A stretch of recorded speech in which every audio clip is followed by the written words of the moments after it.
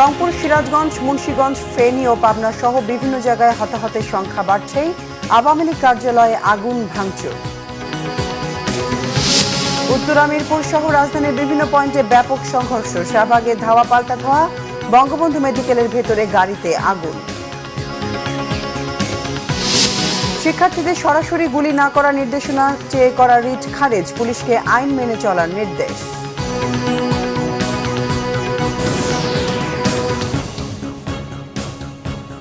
দেখছিলেন সংবাদ শিরোনাম, এবার বিস্তারিত সংবাদ।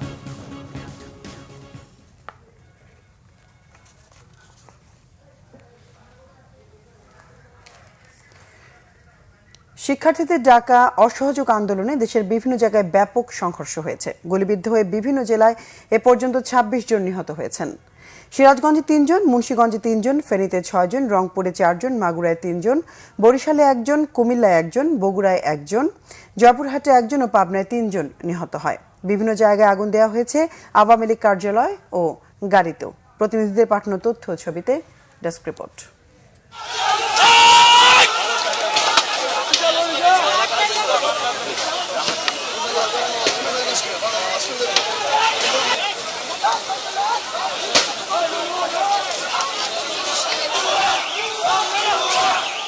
বৈষম্য বিরোধী ছাত্রদের অসহযোগ আন্দোলনে রণক্ষেত্রে পরিণত হয় ব্রাহ্মণবাড়িয়া।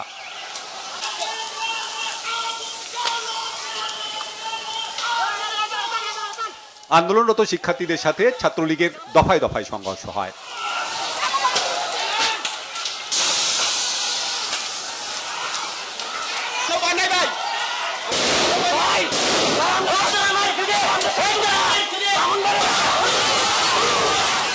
সংঘর্ষে গুলিবিদ্ধ সহ আহত হয় অর্ধ শতাধিক। আগুন দেয়া হয় 15 থেকে 20টি মোটরসাইকেলে।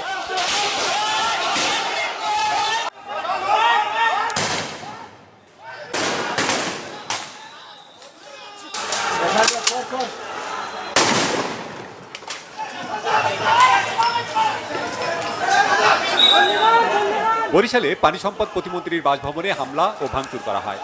বিএনপি ও আওয়ামী লীগের কার্যালয় এবং জেলা বাস মালিক গ্রুপ কার্যালয়ে আগুন দেওয়া হয়। ত্রিমুখী সংঘর্ষে রণক্ষেত্রে পরিণত হয় বরিশাল।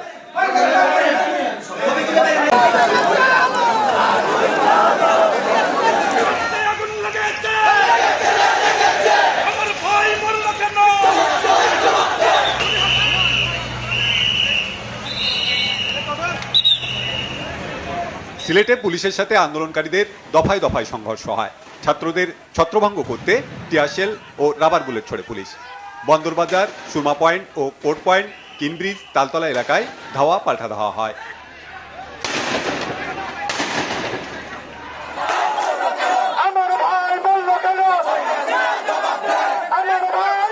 সিরাজগঞ্জের ছাত্র জনতা বাজার স্টেশন পানির ফোয়ারা এলাকায় জড়ো হয়।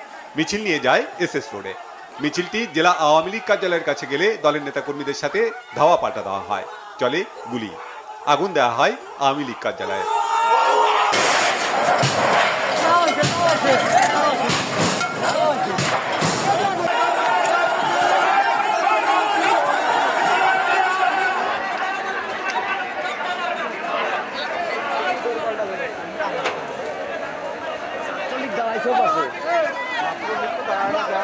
মাগুরায় আন্দোলনকারীদের সাথে পুলিশ ছাত্রলীগের সংঘর্ষ হয়। এতে নিহত হন জেলা ছাত্রদলের যুগ্ম সাধারণ সম্পাদক মেহেদী হাসান রাব্বি।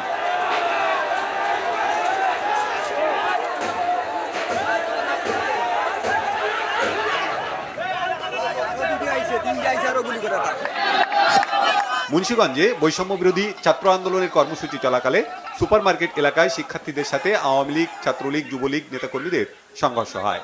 এ সময় মুহুর্মুহু গুলিবর্ষণ করা হয়। আহত হন সাংবাদিক সহ শতাধিক।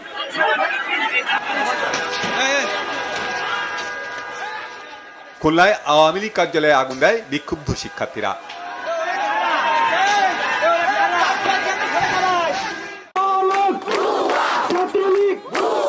রংপুরে মুখোমুখি অবস্থানে আওয়ামী লীগ ও আন্দোলনকারীরা।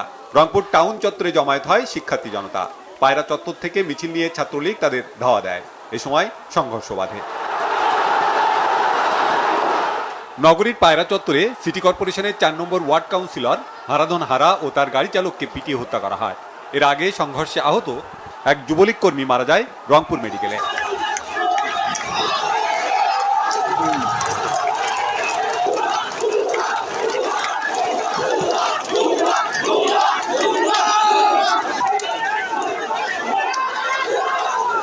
ফরিদপুর জেলা আওয়ামী লীগ কার্যালয়, সরকারি রাজেন্দ্র কলেজ ও বিভিন্ন স্থানে ভাঙচুর করা হয়।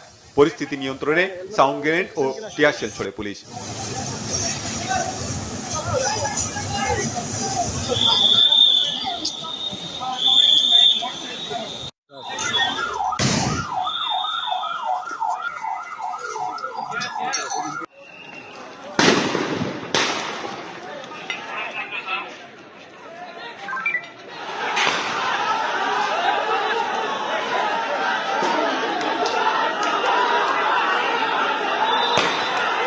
সুনামগঞ্জেও পুলিশ ও আওয়ামী লীগের দফায় দফায় সংঘর্ষ হয়। শহরের পুরাতন বাস স্ট্যান্ড এলাকায় সংঘর্ষ বাধে। পরে থেমে থেমে কোর্ট পয়েন্ট, জামতলা পুরাতন বাস স্টেশন সহ কয়েকটি এলাকায় সংঘর্ষ ছড়িয়ে পড়ে।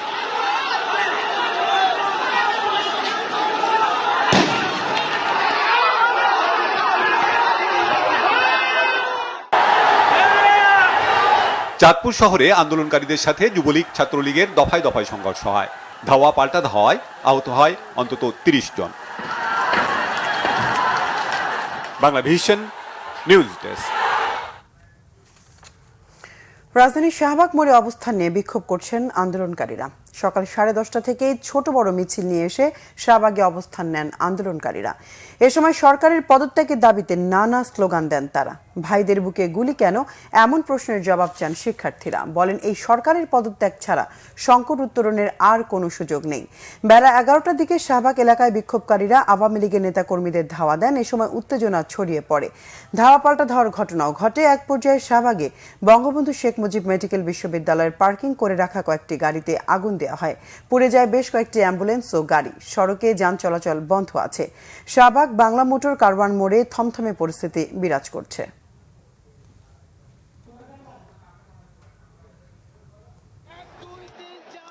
এই প্রহসন বন্ধ করতে হবে, সরকারকে পদত্যাগ করতে হবে, এইটা ছাড়া আর কোনো পথ নেই। দরজা খোলা আছে বলছে বাচ্চারা বসতে চাইলে বসবে, এইদিকে দেখেন কি ম্যাসাকার করছে। আমরা একমাত্র শুধু বিচার চাই, আমরা আমাদের ভাইদেরকে শুধু রক্তপানি করলে আমরা তার জন্য বিচার চাই। আমাদের ভাইদের রক্ত বিতাতে আমরা দিব না। আজকে আপনার সন্তানকে যদি আপনার সামনে বেয়ে গুলি করতেন তখন আপনি কি করতেন? আগে পদত্যাগ, তারপর ঘরে। ইনশাআল্লাহ আমরা নার্ভাস হয়ে গেছি, জিনিসপত্র দামি কিনতে কিনতে আর আমরা পারি না। শুধু ছাত্রদের দাবি না, পুরো ফ্যামিলির দাবি। এক দফা দাবি প্রতি সমর্থন জানিয়ে সবাই রাজপথে নেমে আসুন। আমাদের ভাইদেরকে হত্যা করা হয়েছে, সাধারণ নিজস্ব মানুষকে গুলি করা হয়েছে। কি আমাদের বিচার ব্যবস্থা তো নোংরা কেন? বিচার ব্যবস্থা সংস্কার করতে হবে। দর্শক, রাজধানী কারওয়ান বাজারের এখনকার পরিস্থিতি জানতে সরাসরি কথা বলছি আমাদের বিশেষ প্রতিনিধি তাইমুর রশিদের সঙ্গে। তাইমুর, কিছুক্ষণ আগেও কারওয়ান বাজার সহ আশপাশে এলাকা নিয়ে আপনাদের সাথে আমাদের কথা হয়েছে, তো এখন পরিস্থিতি কেমন দেখছেন? জি জেবা, এখনও কারওয়ান বাজার মোড়ে অবস্থান করছি। যদি এই মুহূর্তে আপনাকে কারওয়ান বাজার মোড়ের পরিস্থিতি একটু দেখাতে চাই, দেখছেন যে কারওয়ান বাজার মোড়ে কিন্তু আন্দোলনকারীরা পুরো কারওয়ান বাজার এলাকাটা আসলে এখন মূলত তাদেরই দখল। আপনার যেমনটা আগের সংবাদগুলোতেও বলছিলাম যে বেলা 1:45 কিন্তু এই এলাকায় মূলত ধাওয়া ঘটনা শুরু হয়। এরপর মূলত 4:30টার পরেই কিন্তু কারওয়ান বাজার এই এলাকাটি মোটামুটি আন্দোলনকারীদের, অর্থাৎ এক দফার দাবিতে যারা আন্দোলন করছেন সে আন্দোলনকারীদের দখলে চলে আসে। আপনি জানেন যে শাহবাগ হয়ে, বাংলা মোটর হয়ে কারওয়ান বাজার এবং ফার্মগেট এই পুরো সড়কটিতে কিন্তু যতগুলো পুলিশ বক্স আছে সবগুলোতে আগুন দেওয়া হয়েছে। আপনি নিশ্চয়ই রাস্তায় এই মুহূর্তে আগুন যে দেওয়া হয়েছে সে ধ্বংসস্তূপ দেখতে পাচ্ছেন। এর বাইরে পেট্রো বাংলার সামনে যেই একটি সিএনজিতে এবং যে কিছু ভ্যান গাড়ি দাঁড়িয়ে থাকে সেগুলোতে আগুন দেওয়ার ঘটনা ঘটেছে। বেলা 1:45 থেকেই কিন্তু এই এলাকায় ধাওয়া পাল্টানো হয়েছে। একদিকে এক দফার দাবিতে আন্দোলনকারীরা, অন্যদিকে ছিলেন আওয়ামী লীগ সহ বিভিন্ন অঙ্গ ও সহযোগী সংগঠনের নেতাকর্মীরা। থেমে থেমে কিন্তু এই ধাওয়া পাল্টা দেওয়ার ঘটনা ঘটেছে। এই মুহূর্তে পুরো সড়কটি এই শাহবাগ থেকে শুরু করে বাংলা মোটর হয়ে কারওয়ান বাজার ওদিকে ফার্মগেট পর্যন্ত সড়কটি মূলত এক দফার দাবিতে যে আন্দোলনকারীরা আছেন তাদের দখলে আছে। তারা নানা স্লোগানে কিন্তু এই এলাকা ভরে রেখেছে। আর আপনাকে আশপাশে এলাকার যদি পরিস্থিতি বোঝায়, যেহেতু দীর্ঘ সময় ধরে এই ধাওয়া পাল্টা ধাওয়ার ঘটনা ঘটছে। আশপাশের এলাকায় কিন্তু থমথমে পরিস্থিতি এবং মানুষ খুব উৎকণ্ঠায় আছে। এলাকার সব অফিস আদালতগুলো কিন্তু অফিসগুলো কিন্তু এর আগেই বন্ধ হয়ে গেছে। বেশিরভাগ দোকানের শাটার বন্ধ করা। আপনাকে যদি একটু দেখাই, এখন যেই দিকটিতে দেখাচ্ছি বাংলা মোটর প্রান্তে, এখানেও কিন্তু দেখছেন যে আন্দোলনকারীরা কিন্তু অবস্থান নিয়ে আছেন। রাস্তায় কোনো যান চলাচল নেই। আন্দোলনকারীরা পুরো সড়কটি দখলে নিয়ে রেখেছেন। তারা বলছেন যে এক দফা দাবি পূরণ না হওয়া পর্যন্ত কিন্তু তারা এই সড়ক ছেড়ে যাবেন না। এর মাঝে একমাত্র জরুরি সার্ভিসের অ্যাম্বুলেন্স ছাড়া কিন্তু এই সড়ক দিয়ে আর কোনো যান চলাচল করতে আন্দোলনকারীরা দিচ্ছে না। তবে একটি বিষয় আপনাকে বলে রাখি, এই মুহূর্তে আন্দোলনকারীরা এখানে অবস্থান নিলেও কিন্তু একটু পরেই কিন্তু থেমে ধাওয়া পাল্টা ধাওয়ার ঘটনা ঘটছে। অর্থাৎ আওয়ামী লীগ এবং এর সহযোগী সংগঠনগুলো যখন যেদিকে আশ্রয় নিচ্ছে ঠিক তখন তারাও আবার পাল্টা ধাওয়া দিচ্ছেন। তখন আন্দোলনকারীরাও কিন্তু আবার পিছনে হটে যাচ্ছে। আবার কিছুক্ষণ পরেই তারা আবার ধাওয়া দিয়ে আওয়ামী লীগ এবং এর অঙ্গ সহযোগী সংগঠনের নেতাকর্মীদের পিছনে ঠেলে দিচ্ছে। এবং এই পরিস্থিতি কিন্তু ঢাকার মিরপুর বলি, উত্তরা বলি, সবগুলো এলাকাতেই কম বেশি কিন্তু এই ধরনের পরিস্থিতি, অর্থাৎ ধাওয়া পাল্টা ধাওয়ার ঘটনা ঘটছে। আর পেট্রো বাংলার এই গলিটিতেও বেশ একটি সিএনজিতে এবং এখানে যেই ভ্যানগুলো দাঁড়িয়ে থাকে সেগুলোতে আগুন দেওয়ার ঘটনা ঘটেছে। পুলিশ বক্সগুলো কিন্তু ভেঙে চুরমার করে দেওয়া হয়েছে, আগুনের ঘটনা ঘটেছে। আপনাকে এর আগের সংবাদগুলোতেও যেমনটা বলছিলাম, একটি বিষয় খুব লক্ষ্য করার মতো, এটি হচ্ছে এই যে পুরো এলাকার যে পরিস্থিতি আপনাকে বললাম, এই পরিস্থিতি নিয়ন্ত্রণের জন্য বা সামাল দেওয়ার জন্য কিন্তু কোথাও কোনো আইন শৃঙ্খলা রক্ষাকারী বাহিনীর কোনো সদস্যকে কিন্তু সেভাবে সরব উপস্থিতি দেখা যায়নি। তো বেলা যত গড়াচ্ছে উৎকণ্ঠা উত্তেজনা কিন্তু তত বাড়ছে। তো যে ভাই ছিল কারণ বাজার থেকে সবশেষ। ধন্যবাদ তাইমুর। আন্দোলনকারী শিক্ষার্থীদের ওপর সরাসরি গুলি না করার নির্দেশনা চেয়ে করা রিট খারিজ করে দিয়েছে হাইকোর্ট। তবে পুলিশকে বিদ্যমান আইন পিআরবি যথাযথভাবে মেনে চলতে বলেছে হাইকোর্ট। আন্দোলনকারীদের উপর গুলি না চালানো ও কোটা সংস্কার আন্দোলনের 6 সমন্বয়ককে ডিবি হেফাজত থেকে মুক্তির নির্দেশনা চেয়ে 29 জুলাই রিট করে 2 আইনজীবী। বেশ কয়েকদিনের শুনানি শেষে রবিবার বিচারপতি মোস্তফা জামান ইসলাম ও বিচারপতি এস.এম. মাসুদ হোসেন দোলনের হাইকোর্ট বেঞ্চ সরাসরি রিটটি খারিজ করে দেন। তবে বেশ কিছু পর্যবেক্ষণ দেওয়া হয় পুলিশের প্রতি এবং আন্দোলনকারীদেরও বলেছেন শান্তিপূর্ণভাবে সভা সমাবেশ করতে। রিট খারিজ হলেও পুলিশের প্রতি দেয়া পর্যবেক্ষণে খুশি রিটকারীর আইনজীবীরা। তারা বলছেন তারা এটাই চেয়েছেন, পুলিশ যেন সরাসরি বা তাজা গুলি না করে, করতেই যদি হয় তাহলেও আইন মেনেই যেন করে।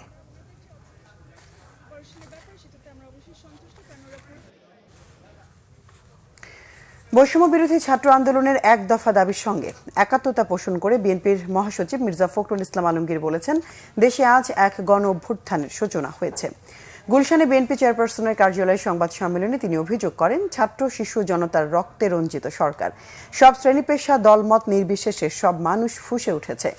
আওয়ামী সরকার যে গণহত্যা চালিয়েছে তা ইতিহাসে বিরল। ছাত্র আন্দোলন দমন করতে আওয়ামী ক্যাডার ও আইন শৃঙ্খলা বাহিনী নির্মম হত্যাযজ্ঞ চালিয়েছে। সরকার নিজেদের বর্বরতা আড়াল করতে স্থাপনায় হামলা চালিয়ে বিএনপি সহ বিরোধী দলের উপর দায় চাপাচ্ছে। তথাকথিত তৃতীয় পক্ষ আবিষ্কারের বিরামহীন চেষ্টা জনগণ প্রত্যাখ্যান করেছে। চারিদিকে শুধু নৈরাজ্য।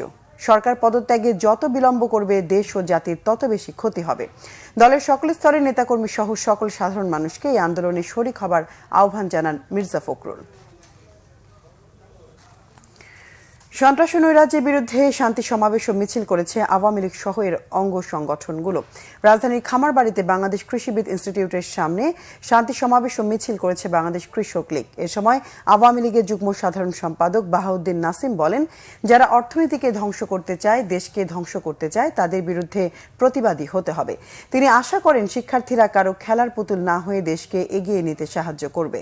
দলটির প্রেসিডিয়াম সদস্য ডক্টর আব্দুর রাজ্জাক বলেন, আন্দোলনের নামে ধ্বংসযজ্ঞ চলছে। শেষ রক্তবিন্দু দিয়ে কৃষিবিদরা প্রধানমন্ত্রী শেখ হাসিনার পাশে থাকবেন।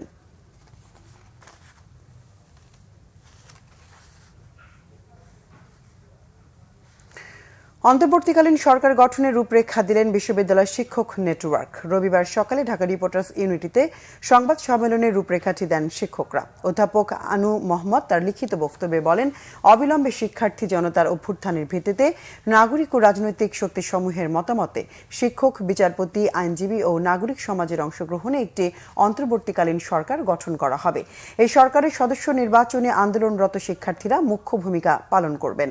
এই সরকারের স্বচ্ছতা ও জবাবদিহি জবাবদিহিতা নিশ্চিতকরণে একটি ছায়া সরকার গঠন করবে শিক্ষার্থী ও জনতা। সরকার গঠনের 6 মাসের মধ্যে একটি সংবিধান সভা গঠনের জন্য নির্বাচনের ব্যবস্থা করা হবে। এই অন্তর্বর্তীকালীন সরকার ক্ষমতা গ্রহণের পর জুলাই হত্যাকাণ্ডের বিচার সহ বেশ কিছু গুরুত্বপূর্ণ দায়িত্ব পালন করবেন।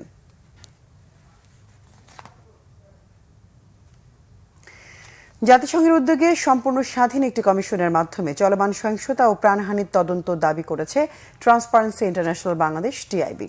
সকালে রাজধানীর ধানমন্ডিতে এক মানববন্ধন কর্মসূচিতে এই দাবি জানান টিআইবি নির্বাহী পরিচালক ডক্টর ইফতেখারুজ্জামান। তিনি বলেন, মানবাধিকার, ন্যায় বিচার ও সুশাসন প্রতিষ্ঠিত হোক, এটাই সাধারণ মানুষের চাওয়া। অবিলম্বে সকল শিক্ষার্থীর নিঃশর্ত মুক্তির দাবি জানান ডক্টর ইফতেখারুজ্জামান।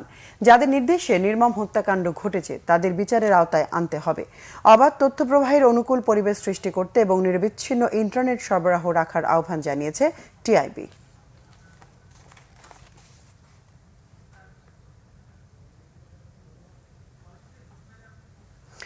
দর্শক, ছিল এখনকার মতো। পরের সংবাদ সন্ধ্যা 6টায়। এছাড়া বাংলাভিশন সংবাদ ও সংবাদ সংশ্লিষ্ট অনুষ্ঠান দেখতে ভিজিট করুন www.bvnews24.com ও facebook.com/banglavisionnews এবং সাবস্ক্রাইব করুন youtube.com/banglavisionnews। এতক্ষণ সঙ্গে থাকায় ধন্যবাদ সবাইকে।